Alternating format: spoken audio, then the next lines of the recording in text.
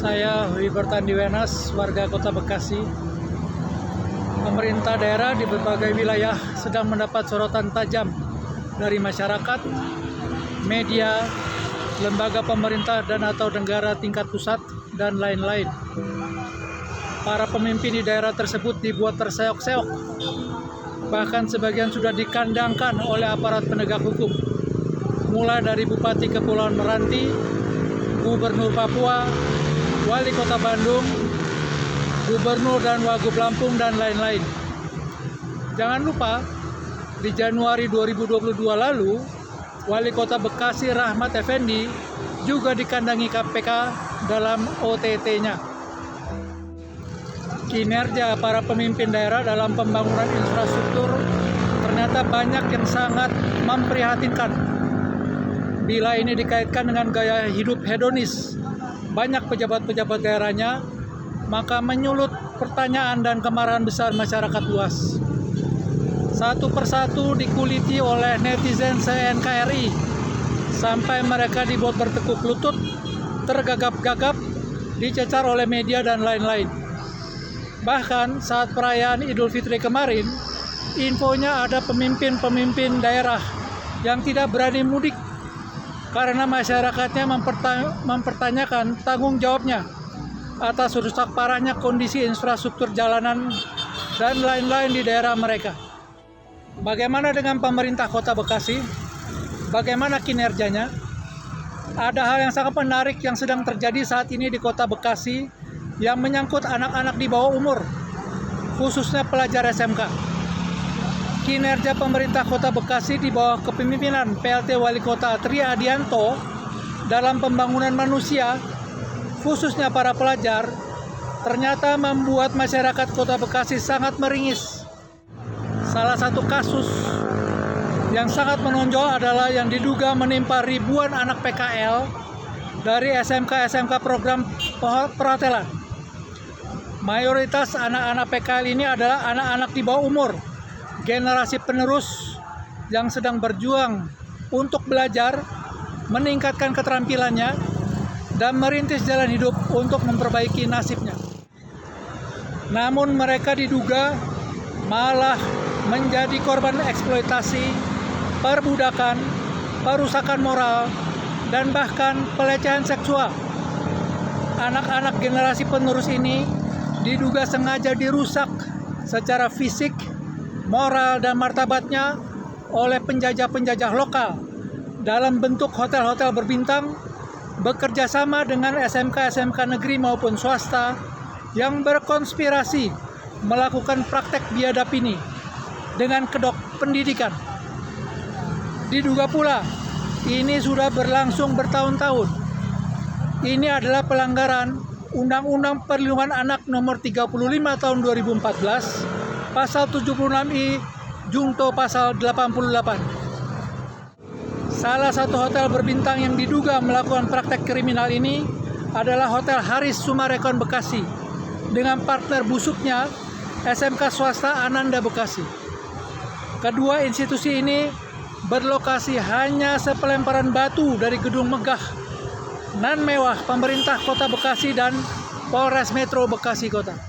Saya sudah laporkan kasus ini ke Pemkot Bekasi melalui KPAD, Komisi Perlindungan Anak Daerah Kota Bekasi, tanggal 16 Februari 2022, dan ke Polres Metro Bekasi Kota tanggal 7 Maret 2022.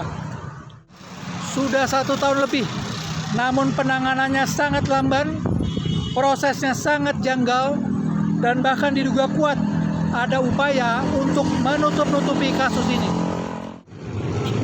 PLT Wali Kota Bekasi Tri Adianto tidak menanggapi surat-surat saya secara keseluruhan dan profesional. Bahkan dalam pernyataannya di Media Radar Bekasi tanggal 22 Juni 2022 berjudul Hotel Bintang 4 diduga eksploitasi anak, diduga melakukan pembohongan publik dengan menyatakan bahwa kasus ini sudah selesai karena semua pihak sudah bermusyawarah mufakat. Saya sebagai pelapor kasus ini tidak pernah bermusyawarah mufakat dengan siapapun juga. Laporan saya di Polres Metro Bekasi Kota saat ini masih aktif dan proses penyidikan masih terus berjalan. Bahkan sudah ada penetapan tersangka sebanyak 2 orang dari Hotel Haris. Apa maksud pernyataan PLT Wali Kota Triadianto yang diduga berbohong ini? Dinas terkaitnya juga membuat pernyataan-pernyataan di media seperti di liputan6.com tanggal 18 Juni 2022 berjudul Hak Jawab Hotel Bintang 4 di Bekasi dilaporkan terkait dugaan eksploitasi siswa magang yang diduga menyesatkan, tidak benar, dan juga pembohongan publik. PLT Kepala Dinas Pariwisatanya saat itu, Dedet Kusmayadi, malah mengusir saya dengan kasar dan arogan dari ruang kerjanya pada tanggal 27 Juni 2022 saat saya melaporkan kasus ini kepadanya terkait dugaan pelanggaran oleh Hotel Haris Sumarekon Bekasi. Kasih contoh konkret. Yang mana dulu? Saya kasih contoh konkret. Yang mana dulu ngomong? Saya kasih contoh konkret. Keluar kamu. Keluar. Jadi perkara keluar kamu. Keluar.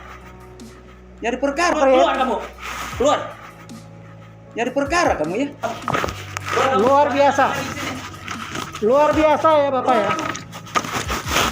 Nurani Bapak sebagai orang tua. Nurani Bapak sebagai orang tua di mana, Pak? Luar biasa ya. Silakan. Kamu yang silakan. Silakan, Pak. Ini menjadi catatan saya. Catat dan laporkan. Dan akan saya laporkan ke Bapak Wali Kota, Laporkan. ke DPRD, Laporkan. ke Gubernur, ke Laporkan. Ombudsman. Laporkan. Silakan. Saksinya ada dan rekaman saya ada. Silakan. Saya juga merekam. Di bulan Desember 2022, PLT Wali Kota Bekasi bahkan memblok saya dari akun-akun media sosial pribadinya yang padahal dia promosikan sendiri di mana-mana sebagai channel komunikasi dan pelaporan langsung antara warga dan dirinya. PLT Wali Kota Bekasi dan dinas-dinas terkaitnya sudah saya laporkan ke DPRD Kota Bekasi melalui surat tanggal 12 September 2022. Saya sudah menemui Ketua DPRD Kota Bekasi, HM Saifudaulah, SH MHMPDI, pada tanggal 3 Oktober. Namun hingga saat ini, tindak lanjut dari DPRD ini masih nihil, sudah setengah tahun lebih. Sedangkan jajaran Polres Metro Bekasi Kota, termasuk Kapolres Dhani Hamdani, sudah saya laporkan ke Polda Metro Jaya dan Propam Mabes Polri atas dugaan pelanggaran yang serius dan berat, yaitu pelanggaran etika, pelanggaran SOP, pelanggaran perintah langsung Kapolri, pelanggaran KUHP, KUHAP, Perkap, dan Perkaba, pelanggaran pidana perintangan penyidikan. Sebagai catatan, pemerintah Kota Bekasi telah menerima anugerah Kota Layak Anak tingkat Nindya selama beberapa tahun terakhir ini. Apanya yang layak anak dari kebijakan-kebijakan dan sikap pemerintah Kota Bekasi?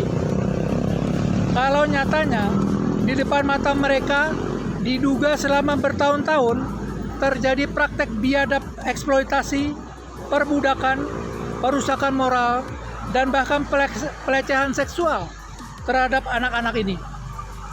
Belum lagi banyaknya kasus-kasus lain pelanggaran berat hak-hak anak yang juga telah terjadi. Bagaimana Pemkot Bekasi bisa menerima anugerah ini? Kriteria apa yang digunakan?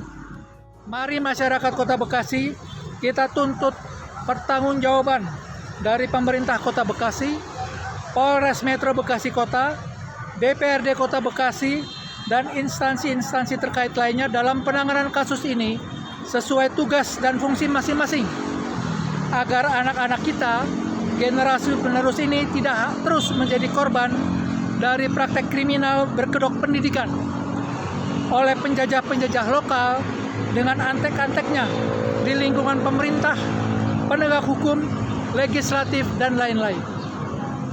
Terima kasih.